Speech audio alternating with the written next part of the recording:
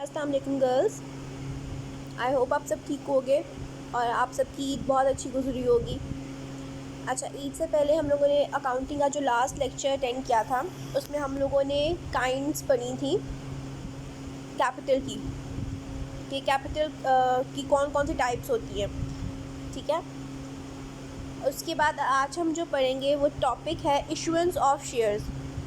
अब हम लोग ऑलरेडी काफ़ी ब्रीफली डिस्कस कर चुके हैं कि कंपनी में क्या प्रोसीजर है, कंपनी फॉर्म कैसे होती है, उसके अंदर कैपिटल जो हम इकट्ठा करते हैं शेयर्स की फॉर्म में उसकी टाइप्स क्या होती हैं। ठीक है, इंट्रोडक्शन हम ले चुके हैं। अब हम लोगों ने प्रोसीजर देखना है कि जब हम शेयर्स इशू कर रहे होते हैं तो उसका प्रोसीजर होता क्या है।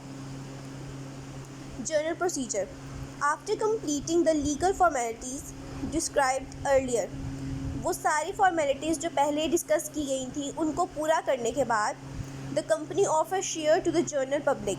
अच्छा, जितनी भी लीगल रिक्वायरमेंट्स थी वो कंप्लीट कर ली हम लोगों ने। अब हम लोगों ने क्या करना है, अपने शेयर्स को इशू करना है। करना कैसे है, person desirous of becoming share holder of the company apply to the company for the purchase of certain number of shares.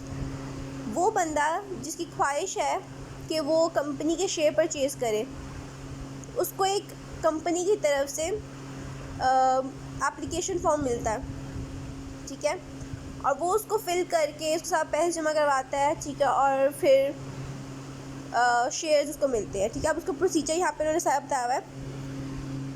अच्छा, वो कंपनी में अप्लाई करेगा कि उसने परचेज़ करने शेयर्स। ठीक है, अब वो डिपेंड करता है उस बंदे की अपनी मर्ज़ी पे। ठीक है,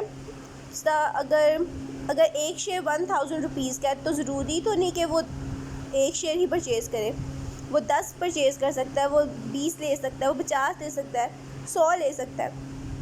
वो उसकी फाइनेंशियल पोजीशन पे और उसकी मर्ज़ी पर डिपेंड करता है। ठीक है, वो कितनी इन्वेस्टमेंट करना चाहता है। आगे उन्होंने लिखा this application is to be given to the prescribed form. अच्छा, वो जो एप्लीकेशन है वो एक फॉर्म की सूरत में मौजूद होगी। और कहाँ पे मौजूद होगी, this applications are given to banks approved by the company. अच्छा, अब जो कंपनी है उसने शेयर करने हैं, सेल करने हैं। ठीक है, अब मैं आपको हमेशा एक एग्जांपल देती हूँ। अगर आपको याद हो कि एक कंपनी है और अगर वो फॉर एग्जांपल गिलगित में है। ठीक है, अब गिलगित में वो कंपनी है और मैं यहाँ पिंडी में हूँ और मैं चाह रही हूँ कि मैं उस कंपनी के शेयर्स परचेज़ करूँ। अब ज़रूरी नहीं कि मैं यहाँ से ट्रैवल करके, क्योंकि गिलगित जाने में पिंडी से रावलपिंडी से गिलगित का रास्ता कुछ 24 आवर्स का है, मतलब पूरा एक दिन लग जाता है सिर्फ ट्रैवल करते हुए। अगर मैं जाना चाहूँगी तो मेरा बहुत टाइम वेस्ट होगा। ठीक है, तो ज़रूरी नहीं है कि मैं उस कंपनी के अंदर जाके वो शेयर्स परचेज़ करूँ। और कभी भी कंपनी के थ्रू डायरेक्टली आपको शेयर्स नहीं मिलते। कंपनी ने क्या किया होगा, आपकी फैसिलिटी के लिए, आपको फैसिलिटेट करने के लिए वो क्या करते हैं कि एक या दो बैंक डिसाइड कर लेते हैं। जिस फॉर एग्जांपल उन्होंने HBL को चूज़ कर लिया और MCB को चूज़ कर लिया और उनके पास अपनी एप्लीकेशन फॉर्म जमा करवा दी। ठीक है, अप्रूव्ड मतलब जिन पर उनका स्टैंप लगा होगा और वो असली होंगी। ठीक है, अच्छा, अब होगा क्या कि वो जो बैंक्स हैं वो एप्लीकेशन फॉर्म्स रख लेंगे अपने पास। जैसे ही थोड़ी सी एडवर्टाइजमेंट होगी और वो कंपनी बताना स्टार्ट करेगी कि हम लोग अपने शेयर्स बेच रहे हैं, HBL में और MCB में हमारे एप्लीकेशन फॉर्म्स है, जो शेयर लेना चाहता है वो उनसे जाके एप्लीकेशन फॉर्म ले सकता है। अब फॉर एग्जांपल जैसा मैंने लेने थे शेयर्स, तो मैं क्या करूँगी, अब मैंने गिलगित नहीं जाना, मैंने क्या करना है, मैंने किसी बैंक में चले जाना है, MCB में HBL में, जो भी मेरे घर के पास होगा, कन्वीनियंट होगा मेरे लिए। मैं वहाँ जाऊँगी, वहाँ से एप्लीकेशन फॉर्म लूँगी। ठीक है, अब एप्लीकेशन फॉर्म के ऊपर कुछ डिटेल्स पूछी गई होंगी। ठीक है, वो सारी डिटेल्स मैं वहाँ पे फिल करूँगी। ठीक है, अब उन्होंने कहा है कि आपने साथ पैसे भी अटैच करने। अगर मैंने आपको बताया ना, एक शेयर 1000 रुपये का, अगर मैं लेना चाह रही हूँ 10 शेयर्स तो वो 10,000 रुपये के होंगे। मैंने अपनी एप्लीकेशन फॉर्म के साथ ही 10,000 रुपीज़ जमा करवाने हैं बैंक में। ठीक है, अब मुझे कंपनी जाने की ज़रूरत है ही नहीं, मैं बैंक से डीलिंग कर रही हूँ। अब बैंक आगे मेरी एप्लीकेशन फॉर्म कंपनी में पहुँचा देगा। ठीक है, ये मैंने ओवरव्यू आपको दे दिया। अब यहाँ पे देखते हैं यहाँ क्या लिखा हुआ है। Each application must be accompanied with the total amount of the value of shares applied for. ये मैंने आपको बता दिया, जितने आप शेयर परचेज करना चाह रहे हो उतने जितने के वो शेयर्स होंगे उतने पैसे आपने उसके साथ अटैच करके बैंक में जमा करवाने हैं. After the last date of application has expired, the company gets information from all branches of approved banks about the total number of shares applied for and the total amount along with applications. This amount may be called the application money. अच्छा, जो application के साथ हम लोग पैसे जमा करवाते हैं उसको हम एप्लीकेशन मनी भी कह सकते हैं.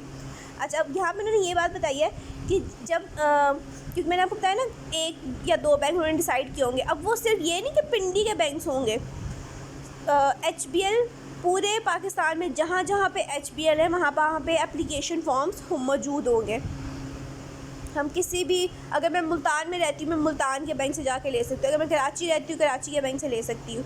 ठीक है, तो हर एक के लिए बहुत आसानी होती है एप्लीकेशन फॉर्म्स लेना, उसको फिल करना और जमा करवाना. ठीक है, तो उन्होंने बताया कि पूरे कंट्री से वो बैंक्स जो होते हैं वो कंपनी में एप्लीकेशन भेज देते हैं. ठीक है, आगे अब क्या होता है, अच्छा एप्लीकेशन भेजते हैं और एप्लीकेशन के साथ जो पैसे जमा करवाए गए थे वो भी भेजते हैं. If the amount thus collected is equal or more than the amount of minimum subscription stated in the prospectus. अच्छा, अब यहाँ पे मिनिमम सब्सक्रिप्शन की बात आ गई है. अब मैंने जैसे आपको लास्ट टाइम पढ़ाया था, शेयर्स की टाइप्स पढ़ाई थी, कैपिटल की टाइप्स. ठीक है, तो हम लोगों ने उसमें क्या पढ़ा था, ऑथराइज कैपिटल, उसके बाद आया सब्सक्राइब कैपिटल, फिर आ जाता है पेड अप, कॉल्ड अप. ठीक है, ये उसकी टाइप्स है सारी. तो ऑथराइज्ड वो होता है जो हमने अपने मेमोरेंडम में लाजमी लिखवाना होता है. ठीक है, कि हमारी कंपनी का टोटल कितना कैपिटल होगा. उसके बाद आ जाए सब्सक्राइब कैपिटल. सब्सक्राइब कैपिटल वो होता है जो हम लोग जितने शेयर्स हम बेचना चाह रहे हैं, जितने की हमें ज़रूरत है. अब जैसे 10 करोड़ जो था हमारा टोटल ऑथराइज कैपिटल था. ठीक है, तो अगर मुझे 10 करोड़ चाहिए होंगे तो मैं 10 करोड़ ही शेयर्स पर क्या नाम है अलॉट कर दूँगी. लेकिन अभी मुझे 10 करोड़ नहीं चाहिए. अभी फॉर एग्जांपल मुझे अपनी कंपनी चलाने के लिए 1 करोड़ चाहिए. ठीक है, तो 1 करोड़ के जितने भी शेयर्स बनेंगे मैं वो 1 करोड़ के शेयर्स अलॉट करना स्टार्ट कर दूँगी. अब वो जो 1 करोड़ के मैं शेयर्स अलॉट कर रही हूँ उसको मैं बोलूँगी सब्सक्राइब कैपिटल. वो कैपिटल जो मैं अपनी लोगों से इकट्ठा कर रही हूँ अपनी कंपनी में यूज़ करूँगी. ठीक है, अब उन्होंने बोला कम से कम जो सब्सक्रिप्शन हम कर रहे हैं. ठीक है, अब जैसा मैंने आपको बोला कि हमारी हमने एग्जांपल क्या लिया, 1 करोड़ की जो हम शेयर्स बेच रहे हैं वो टोटल जो उसकी मालियत है वो 1 करोड़ है. ठीक है, तो हो सकता है कि मैंने जो एप्लीकेशन फॉर्म्स दी हैं वो सारी की सारी लोगों ने फ़िल कर ली हो. ठीक है, और 1 करोड़ पूरे जमा हो गए हो. ठीक है, अब पहला केस ये हो गया कि 1 करोड़ पूरे जमा हो गए.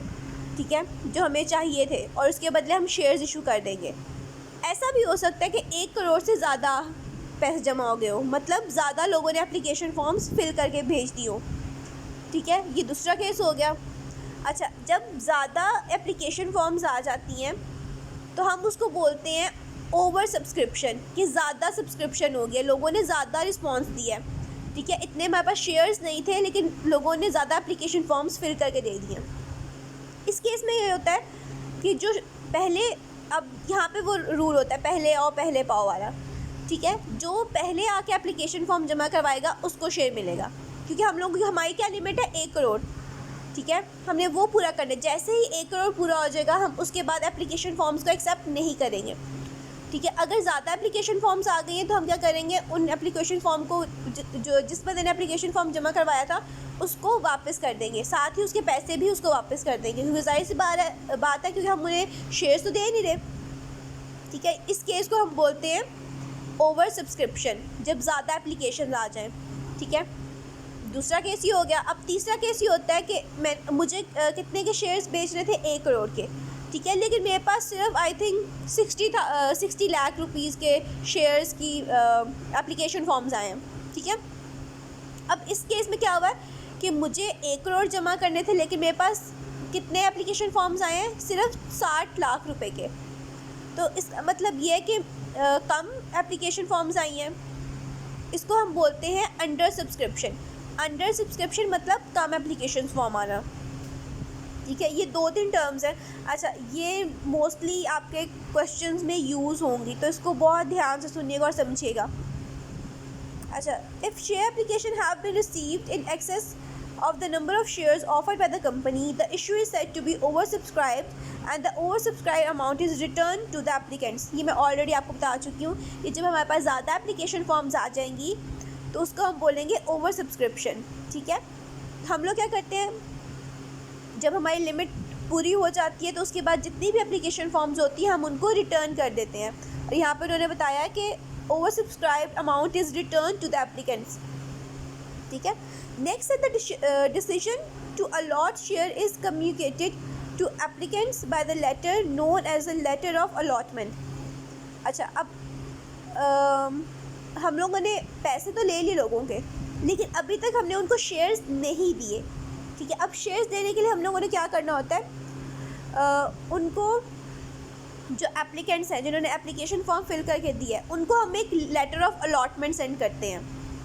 These letters are signed by the applicants and returned to the company, on the basis of which the company prepares share certificates, and these share certificates are sent to the applicants who are now shareholder of the company। अच्छा, अब procedure क्या है, हम लोगों ने एक letter लिखा, उस लेटर में हमने लिखा कि आपने एप्लीकेशन सेंड की थी, ठीक है। हमने उसको बहुत एक्नॉलेज किया, आप हमें कंफर्मेशन सेंड कर दें कि आप सच में शेयर परचेज़ करना चाहते हैं या नहीं, ठीक है। अब मैंने ये लेटर लिखा और मैंने जिन लोगों ने एप्लीकेशन सेंड की थी हर बंदे को मैंने एक एक लेटर सेंड कर दिया, लेटर ऑफ अलॉटमेंट, ठीक है। अब लेटर की शर्त ये है कि उसी लेटर पे साइन करके उस बंदे ने वापस भेजना है कंपनी को। उसने वापस भेज दिया, इसका मतलब ये है कि वो शेयर परचेज सच में करना चाहता है, ठीक है। जब हमारे पास वो लेटर वापस आ जाएगा तो हम लोग शेयर सर्टिफिकेट्स बनाएंगे, जिस तरह प्राइस बॉन्ड्स होते हैं, ठीक है, उसी तरह शेयर सर्टिफिकेट्स बनाते हैं और वो शेयर सर्टिफिकेट्स हम उन एप्लीकेशन जिन्होंने दी होती है उन लोगों को पहुंचा देते हैं। अब वो क्या हो गए हैं, उनका स्टेटस क्या है, वो शेयर होल्डर बन गए कंपनी के, क्योंकि उन्होंने कंपनी के शेयर्स परचेज़ कर लिए, ठीक है।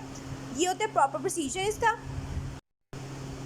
अच्छा, एक और बात मैंने आपको बताई थी, मैंने आपको बताया था ना कि कभी कभी कम एप्लीकेशंस आती हैं, ठीक है, और तो उसको हम बोलते हैं अंडर सब्सक्राइब्ड। अच्छा, अब उस केस में ये होता है कि जिस तरह मुझे 1 करोड़ जमा करने थे और सिर्फ 60 लाख रुपए जमा हो पाए हैं एप्लीकेशंस के थ्रू, सिर्फ 60 लाख मेरे पास जमा हुए हैं, ठीक है। अब 40 लाख रुपए कहाँ से आएंगे, मुझे तो पूरे 1 करोड़ चाहिए ना।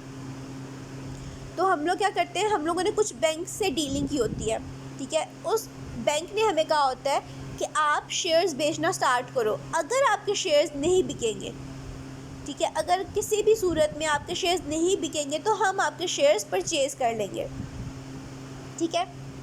अब मैंने अपने शेयर्स बेचना स्टार्ट किए तो पता चला कि सिर्फ 60 लाख तक जो थी 60 लाख की मालियत के जो शेयर्स थे वो बिके हैं, ठीक है। तो अब 40 लाख रुपए कौन पूरा करेगा। अब बैंक ने हमसे एक डीलिंग की हुई थी, एक एग्रीमेंट किया था कि नहीं बिकेंगे तो मैं परचेज़ करूँगा।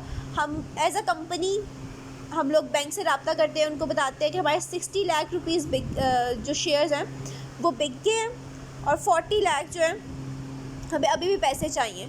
तो वो जो बैंक होता है, बैंक या कोई भी फाइनेंशियल इंस्टीट्यूशन हो सकती है, ठीक है, ज़रूरी नहीं कि बैंक हो, वो क्या करेगा, वो 40 लाख रुपीज़ हमें दे देगा और वो जो 40 लाख रुपीज़ के बदले जो शेयर्स पड़े होंगे वो ख़रीद लेगा, ठीक है। अब इसमें फ़ायदा कंपनी का भी है और बैंक का भी है। अब कंपनी को फ़ायदा ये है कि उसको पैसे पूरे करने थे, उसको पैसे बैंक से मिल गए, ठीक है, और लोन भी नहीं है, ये एक तरह का लोन भी नहीं है।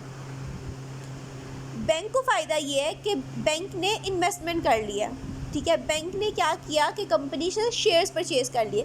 अब जैसे जैसे कंपनी काम करती जाएगी, प्रॉफिट अर्न करेगी, तो प्रॉफिट अर्न करने पे क्या मिलता है, डिविडेंड। डिविडेंड आएगा तो डिविडेंड का हिस्सा किसको मिलेगा, बैंक को। जिसके पास शेयर्स होते हैं सिर्फ उसको डिविडेंड मिलता है। तो अब बैंक के पास शेयर्स थे तो डिविडेंड किसको मिलेगा, बैंक को। अच्छा, अब बैंक या कोई भी फाइनेंशियल इंस्टीट्यूशन जो के बचे हुए शेयर्स को परचेज़ करती है उसको हम बोलते हैं अंडर राइटर्स, ठीक है। क्योंकि ये टर्म भी आपके क्वेश्चंस में लाजमी यूज़ होगी। तो ये मैंने अभी इसीलिए क्लियर कर दिया। ठीक है, ये मेन टॉपिक आपका यही था जो मैंने आपको बताना था, आपसे डिस्कस करना था। आई होप समझ आ गया। अगर स्टिल कोई कन्फ्यूजन हो तो आप लोग मुझसे लाजमी पूछना, क्योंकि इसके आगे आने वाले जो टॉपिक्स हैं, जो क्वेश्चंस हैं, वो क्योंकि मैं डायरेक्टली अब क्वेश्चन स्टार्ट करवाऊँगी आप लोगों को। ठीक है, तो उसके अंदर ये सारी टर्म्स यूज़ होनी है। किसी को कोई बात नहीं समझ आती तो मुझसे लाजमी पूछें। ठीक है।